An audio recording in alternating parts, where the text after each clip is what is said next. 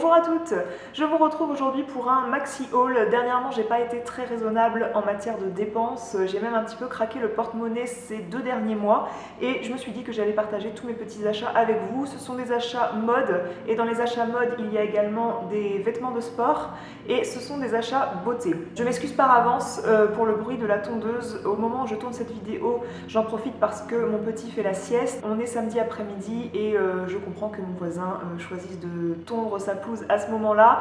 Il est très gentil, je ne vais pas aller l'incendier parce qu'il tond sa pelouse un samedi après-midi. Je pense qu'il a bientôt fini. Donc j'espère que quand vous écouterez cette vidéo, le son sera tolérable. Je vais commencer par mes achats en termes de beauté et j'ai craqué dernièrement pour la touche éclat. J'avais envie d'un enlumineur mais en forme liquide. Je voulais pas d'un enlumineur poudre parce que quand les beaux jours arrivent, je cherche les produits qui sont d'autant plus naturels et les matières liquides sont tout de suite plus naturelles parce que ça vient mieux se fondre dans la peau et on ne voit pas un relief poudré. Je suis revenue au grand classique, c'est-à-dire la touche éclat de chez Yves Saint Laurent. Je l'ai choisi sous forme de coffret comme ça, enfin c'est la vendeuse Marionneau qui m'a proposé le coffret avec une miniature de mascara parce que le coffret avec la miniature de mascara était au même prix que la touche éclat toute seule. Donc je vous ai sorti le produit que j'ai pas encore utilisé. La touche éclat, comment ça se présente pour celles qui ne connaissent pas, c'est un stylo où vous appuyez comme ça sur le bout là pour faire sortir le produit. J'ai choisi la teinte numéro 2, c'est une teinte un petit peu rosée mais c'est vraiment ce qui correspondait mieux pour éclaircir ma peau. Avec il était fourni le mascara volume et feu fossile. C'est une brosse qui se présente un petit peu à l'ancienne. Vu comme ça a l'air de me plaire parce que voilà, j'aime bien ces brosses qui sont un petit peu à l'ancienne comme ça. Et le noir a l'air très profond, très intense, donc j'ai très hâte d'utiliser ce petit mascara. Ce petit coffret m'a coûté 35,90 € moins 25% parce que quand je l'ai acheté, j'avais moins 25% chez Marionneau. D'ailleurs, tous les achats beauté que je vais vous montrer, j'avais une réduction de moins 25%. Chez Marionneau, en même temps, j'ai craqué pour deux vernis qui feront très bien la transition printemps-été. Il s'agit de deux vernis très connus de chez Essie. C'est le Cute as a Button qui est un corail presque fluo, corail plutôt rosé plutôt que orangé. Le Mint Candy Apple qui est un menthe qui est plus froid qui est plus bleuté en tout cas que le menthe que je possède dans la gamme Je mets Maybelline. J'avais également besoin d'un top coat. Je vous avais fait un article sur le gel coat de chez Dior. Je vous avais pas dénigré ce produit dans mon article, mais au fil du temps, je trouve que c'est un top coat qui est bien trop épais, bien trop gélifié. Il est très difficile à travailler parce que il s'épaissit en plus en vieillissant et même au bout de quelques semaines, c'est un produit qui s'est vraiment épaissi. Par contre, c'est vrai que niveau tenue, il a une tenue excellente. Mais voilà, c'est vraiment barbant à appliquer parce que ça fait des gros paquets et en plus, ça met un relief différent sur les contours de votre vernis et du coup, on dirait que le vernis que vous avez mis juste en dessous est foiré parce que ça vient faire des petites délimitations. Si vous n'arrivez pas à superposer exactement le gel coat avec la couche de vernis, on voit des petites démarcations qui ne sont pas du tout flatteuses. Donc je recherchais un top coat qui soit beaucoup plus liquide, beaucoup plus fluide et je suis restée chez Dior parce que j'aime beaucoup le pinceau des vernis Dior et j'ai pris le top coat abricot qui est une laque fixante accélérateur de séchage. Et on voit tout de suite quand on retourne le flacon que c'est pas du tout une matière gélifiée, que c'est bien liquide et que du coup ça sera pour moi bien plus rapide à appliquer. Je sais que je vous avais dit quand je vous ai présenté le fingertip liner de chez Sephora en teinte bleue, je vous avais dit que j'achèterais le noir et je compte bien l'acheter, mais j'ai pas passé récemment une commande chez Sephora. En fait, je suis rentrée chez Marionneau il y a pas longtemps et je me suis laissée avoir en faisant quelques achats chez eux et j'ai craqué sur l'instant liner de chez Clarins. C'est un liner qui m'a un petit peu intriguée de par le fait que sa mine est un petit peu dans la technologie cushion, cette technologie d'applicateur en matière de coussin. J'ai bien hâte d'utiliser ce liner feutre. C'est un liner feutre où on trempe le feutre dans un réservoir, donc à première vue j'allais détester ce produit, mais quand j'ai vu que la mine était pas trop souple, qu'elle était assez rigide du fait que le coussin il émet un peu de résistance quand vous le mettez sur la peau, eh bien je me suis dit que j'allais tester cette chose pour donner une deuxième chance aux eyeliners liquides comme cela. De plus, je me trouvais du coup chez Marionneau. Comme je vous ai dit, la marque Sephora évidemment n'est pas distribuée chez Marionneau, donc je pouvais pas me procurer là-bas le fingertip. Pour autant, je cherchais un liner absolument. Je voulais sortir de ce magasin en ayant un eyeliner feutre. Et quand j'ai regardé le prix de celui de Dior, je voulais pas reprendre l'écriture de Chanel. J'ai regardé le prix de celui de chez Lancôme. Je me suis dit que j'allais me tourner vers celui de Clarins parce que il était près de... Il y avait quelques euros de différence qui valaient le coup de se tourner vers celui-ci. C'en est fini pour la beauté et on va passer aux vêtements. Mi-juin, nous partons au soleil, mon amoureux, mon fils et moi, et je compte bien profiter du soleil et de la plage et me baigner. Il fallait donc absolument que je me procure des maillots de bain. Ça fait 2 ans que je ne me suis pas acheté de maillot de bain 2 pièces. Le dernier maillot de bain que j'avais acheté en 2014, en fin 2014, c'était un maillot de bain 1 pièce de grossesse, donc il n'est pas question que j'aille sur la plage avec ça, vous vous en doutez. J'ai tout simplement passé commande sur le site Etan Lingerie et j'en ai acheté plusieurs, du moins j'aime bien faire des maillots de bain dépareillés, je vais vous expliquer tout de suite. J'ai tout simplement investi dans un maillot de bain noir parce que les miens sont ruinés et je trouve qu'avoir un maillot de bain noir c'est ce qu'il y a de plus classique, mais c'est vraiment à avoir. Pour autant celui-ci il n'est pas si classique que ça, j'aime bien le motif de la boucle qu'on voit ici. Ça vient un petit peu froncer le tissu qui est ici. C'est une forme un peu plongeante avec 2 galons qui viennent s'attacher derrière le cou. Et ici, c'est une fermeture, tout ce qu'il y a de plus basique, d'un petit crochet, hop. Et j'ai pris la culotte qui va avec le rappel du petit anneau. J'ai pas encore enlevé les étiquettes comme vous voyez. La culotte coûte 14,99 € et le haut de maillot de bain coûtait 32,99 € mes amis. Et moi j'aime bien dépareiller le haut et le bas, donc j'ai acheté une culotte bleu pétrole comme ça, qui n'est pas du tout de la même forme, c'est peut-être une forme qui me met moi plus en valeur que la précédente, parce qu'elle est plus... Elle est plus fine, on va dire, celle-ci, le devant est un peu plus étroit, alors que je pense que ce style de bandeau un petit peu devant me met moi plus en valeur. Mais bon, c'est un choix. Du coup, la culotte bleu pétrole, je l'ai payée 16,99 € et je me vois bien porter ce bas-là avec le haut de couleur noire. Comme j'ai déjà une culotte de maillot de bain blanche, eh bien j'ai choisi d'investir dans un bandeau comme ça, avec des froufrous. Alors vu comme ça, je trouvais que ça faisait un peu petite fille. J'ai vraiment hésité avant de le choisir celui-ci, mais je me suis dit que ça pouvait changer totalement de ce que je peux avoir d'habitude. Il y a une bretelle qui est amovible, c'est aussi pour ça que j'ai choisi ça. Parce que voilà, je voulais un bandeau pour pouvoir un petit peu bronzer sans avoir les marques des bretelles. Et j'ai pas acheté le bas de celui-ci parce que je voulais pas un motif de la tête aux pieds tout imprimé Liberty comme celui-ci. Je voulais vraiment dépareiller, donc je mettrai la culotte blanche de maillot de bain avec cet imprimé Liberty dans les tons rouge orangé. J'aimais bien ce petit froufrou, ça faisait très vacances je trouve. Pour ajuster le tour de dos, je trouvais ça plutôt pratique. J'ai aussi acheté des chaussures, c'est des chaussures à talons compensés, à talons espadrilles. J'adore ce type de talons et j'adore les sandales compensées, c'est vraiment un indispensable pour moi au printemps-été. Elles viennent de chez Minelli parce que je prends quasiment l'intégralité de mes chaussures chez eux. J'aime bien aussi San Marina, mais voilà, je me retourne souvent vers ce magasin et en plus je chausse tout le temps du 39 dans cette boutique, quelle que soit la chaussure. Ce que j'adore dans ces chaussures que vous avez déjà vu porter dans un article sur mon blog, je vous mettrai le lien de cet article en barre d'infos. Ce que j'adore, c'est qu'elles sont un petit peu couleur ivoire, enfin pas un petit peu, elles sont couleur ivoire. C'est une matière daim, donc ça par contre au niveau entretien c'est un petit peu galère. Ce que j'adore dans ces chaussures, c'est qu'on peut encore avoir les ongles de pied en friche avec ces chaussures puisque c'est une sandale, c'est une chaussure ouverte mais pour autant le devant est fermé et on ne voit pas nos petits orteils. Donc quand on n'a pas eu le temps de faire ces ongles de pied, c'est plutôt pratique comme chaussure. En plus de ça, elles grandissent bien, donc je trouve qu'elles donnent une belle silhouette puisque ça rehausse un petit peu la silhouette. Et pour autant, elles font décontracter de par ce talon compensé espadrille et elles sont quand même très très confortables. Sincèrement, je les adore ces chaussures, j'arrête pas de les porter. Parlons d'espadrilles, je me suis acheté des vraies espadrilles. On en voyait beaucoup sur le site de chez H&M, enfin dans leur boutique, parce que moi j'ai pas de H&M tout près de chez moi, mais je reçois leur catalogue, puisque maintenant, si vous faites une commande en ligne sur le site H&M, vous allez régulièrement recevoir un catalogue papier. et j'ai vu qu'ils faisaient des espadrilles plutôt sympas, ça revient à la mode en fait, c'est la bonne vieille espadrille. Par contre elles étaient en vente à près de 30 euros, je crois qu'elles sont à 25 voire 29,99 €, et j'en ai trouvé tout simplement à Leclerc de la marque Tisaya, et vu que moi ce type de chaussures c'est tout à fait le type de chaussures qu'on peut un peu maltraiter, c'est le type de chaussures que je vais quasiment porter en chaussons dans la maison, et qui pour autant j'ai pas envie que ça me fasse 107 ans. Voilà, je vais plus investir dans une belle paire de bottes par exemple pour l'hiver que dans une paire d'espadrilles comme ça. Bref, chez H&M 30 € une paire d'espadrilles, je trouvais ça cher, 26 ou 30 €, bref.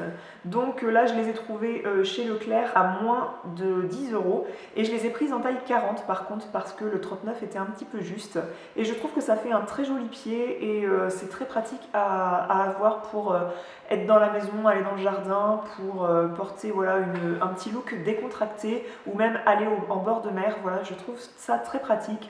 J'aime beaucoup cette couleur bleu marine et voilà le liseré cousu ici, je trouve ça plutôt sympa. On va passer aux achats un peu plus sportifs.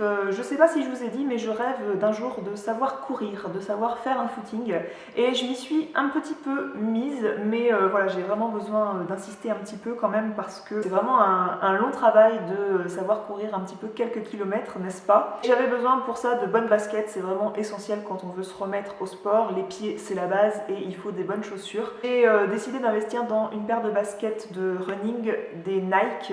J'ai déjà essayé en paire de baskets des Asics et je les trouvais pas sur moi hyper confortables. Pour autant, mon amoureux pour courir, il prend des Asics, il me semble. J'ai déjà eu des N, enfin des New Balance, je crois. Quand j'ai enfilé celle-ci chez Intersport, je me suis sentie mieux que dans mes chaussons. C'est très simple, il m'arrive même de les mettre dans la maison tellement je les trouve confortables, bien plus confortables que mes chaussons. Je suis vraiment toute légère là-dedans parce que c'est une chaussure qui est très légère, mais pour autant elle a un très bon amorti. Je les ai pas prises parce que je les trouvais jolies esthétiquement, pas seulement, je les trouve très sympas, hein. Elles sont roses, un peu néon, c'est un mélange de vieux rose et de rose fluo. Voilà le signe Nike, elles sont très girly, mais pour autant je les ai pas prises que pour ça, je les ai vraiment prises parce que je les trouvais confortables, et du coup ça me motive d'avoir des bonnes chaussures pour aller courir. Ce sont des Nike Zoom Pegasus 32. J'ai longtemps cru que pour aller courir, si on avait une petite poitrine, on n'avait pas besoin d'une brassière de sport, et en fait si, par pitié, mettons des brassières de sport pour faire du sport, parce que Dieu sait que quelle que soit la taille de votre poitrine, la poitrine morfle énormément quand vous faites du sport. Et il me fallait des brassières de sport, et c'est vraiment chez Decathlon que j'ai trouvé mon bonheur.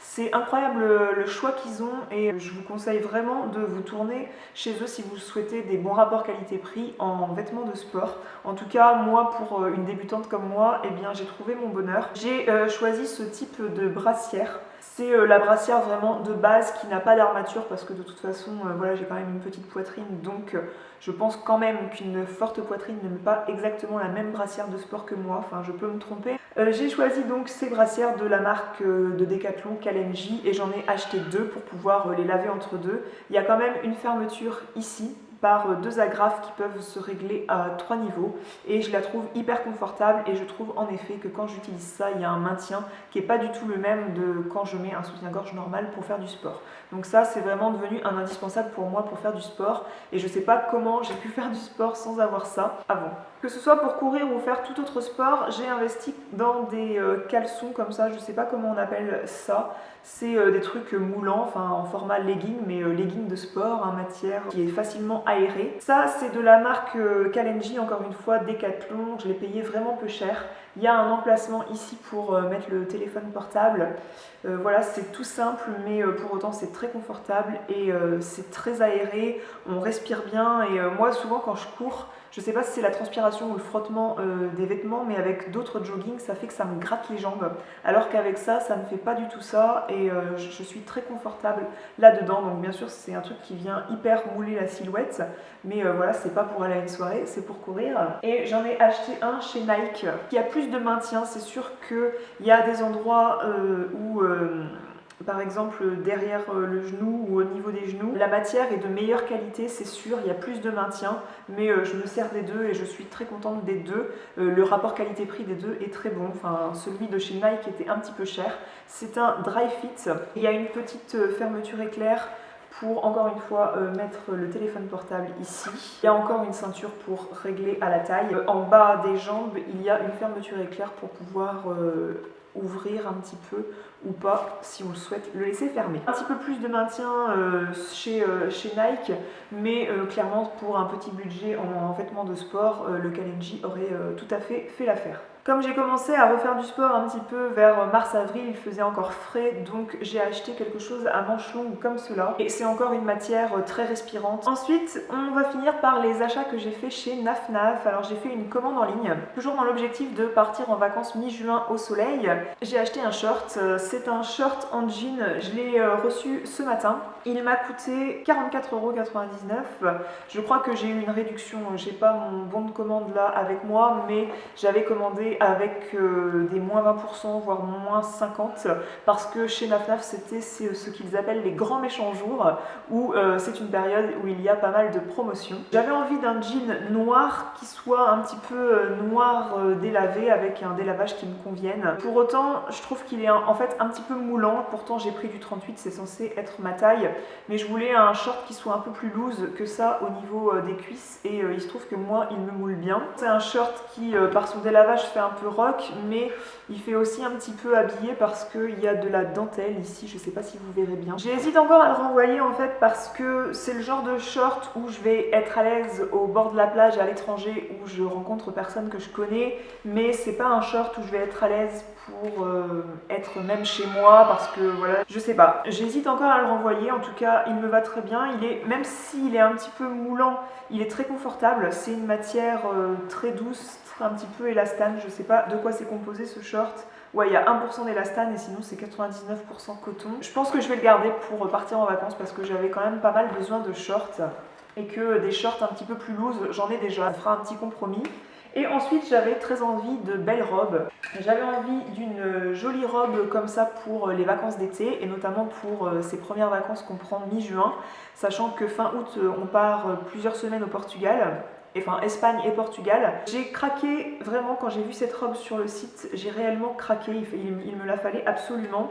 Elle coûtait prix initial 54,99 €, il me semble l'avoir eu à prix réduit pendant les grands méchants jours. C'est une robe qui est effet jean en fait, mais c'est un jean qui est très souple et très doux. Je ne sais pas si vous voyez un peu de quelle matière il s'agit. La matière est 100% lyocell, je ne sais pas du tout ce que c'est comme matière. Toujours est-il que c'est une matière mais hyper confortable. Je me sens comme si j'étais à poil là-dedans tout simplement. D'ailleurs c'est tout à fait le type de robe où clairement je me demande si je vais mettre un soutien-gorge, ou alors il faut que je trouve le soutien-gorge qui ne se voit pas, ou alors il faudra que je rajoute un point ici de couture, mais je trouve ça un peu dommage d'y toucher à la forme de cette robe. C'est une coupe qui me va bien puisqu'elle est un petit peu cintrée à la taille. J'aime bien le détail derrière. Ici, il y a une bande avec un trou et c'est élastiqué au niveau de la taille, et ici on peut faire un gros nœud derrière le dos avec cette ceinture qui est assez large. Ce ne sont pas des faux nœuds, ce sont des vrais nœuds, du coup je peux ajuster la taille des bretelles. Donc je suis vraiment fan de cette robe. Je voulais une robe qui fasse assez estivale mais qui soit une robe assez habillée mais à la fois très confortable. Et j'avais à la fois envie de dentelle, et sur Naf Naf ils font toute une gamme qui s'appelle mariage en vue. En fait ils portent la mention mariage en vue, donc c'est des pièces qui peuvent soit se porter en tant que mariée, puisque vous allez voir que la robe, certaines personnes qui font pas un mariage classique ou avec la grande robe, la vraie robe de mariée, certaines femmes pourraient s'imaginer avec cette robe en robe de mariée. C'est une gamme en tout cas mariage en vue où vous pouvez porter ces pièces si vous êtes invité à un mariage. En tout cas c'est tout dans les tons blanc et ivoire, sachez-le. J'ai acheté du coup cette robe qui fait hyper large comme ça quand on la voit, mais c'est le tombé qu'elle a. Je vous mettrai le lien de toute façon de sa référence en barre d'infos. Ça c'est le derrière, devant elle est en col rond. Et je ne sais pas si vous voyez, mais elle est toute en dentelle, bien sûr au niveau des parties intimes, enfin de tout le buste et des jambes. Elle est bien sûr doublée d'une matière blanche comme ça, mais les manches par contre sont toutes en transparence.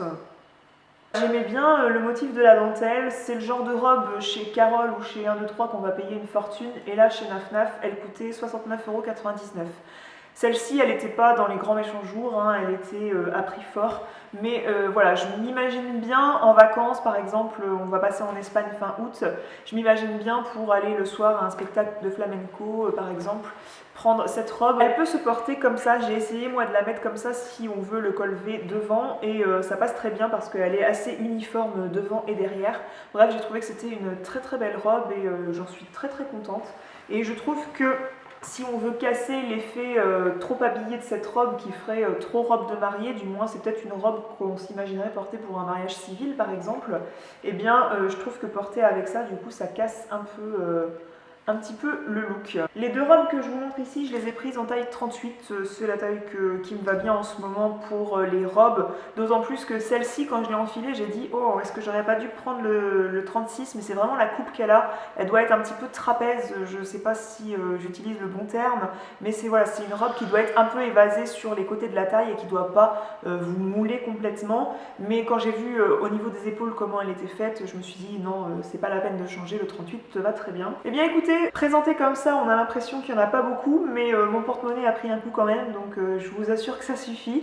J'espère que cette vidéo vous a plu, j'espère que mes achats vous ont plu. N'hésitez pas à me dire quelle pièce vous intéresserait parmi ce que je vous ai présenté.